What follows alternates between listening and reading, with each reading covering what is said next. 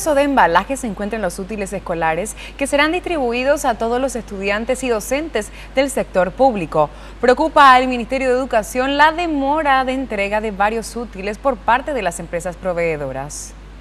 Más de 1.535.000 niños, niñas y jóvenes, incluyendo a los pequeños que desde los 3 años por primera vez participarán del programa de educación en la primera infancia, así como beneficiarios de los programas de alfabetización, deben recibir los kits de útiles escolares, que desde este año también alcanzarán a unos 30.000 docentes. La ministra de Educación destacó que la libre competencia en los procesos de licitación permitió adquirir cuadernos de excelente calidad a un precio menor que el año pasado.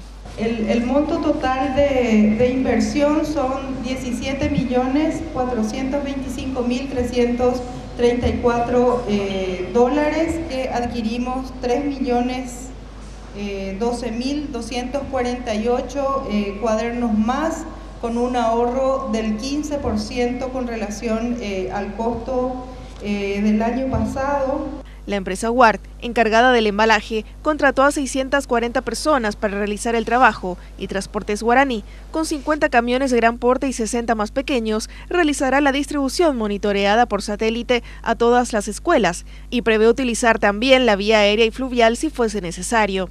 Sin embargo, el trabajo podría retrasarse de continuar con la demora en la entrega de varios componentes de los kits, como calculadoras, lápices de grafito, entre otros ítems, que suman más del 60% del total de los elementos. Los útiles que van a ser repartidos van en su totalidad los materiales con los cuales disponemos.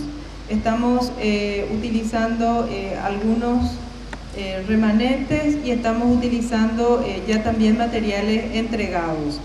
Las instituciones educativas de Alto Paraguay y Boquerón serán las primeras en recibir los kits de útiles escolares y la intención del ministerio es cumplir con la entrega en la totalidad del país antes del 23 de febrero. Jazmín García, Red Guaraní.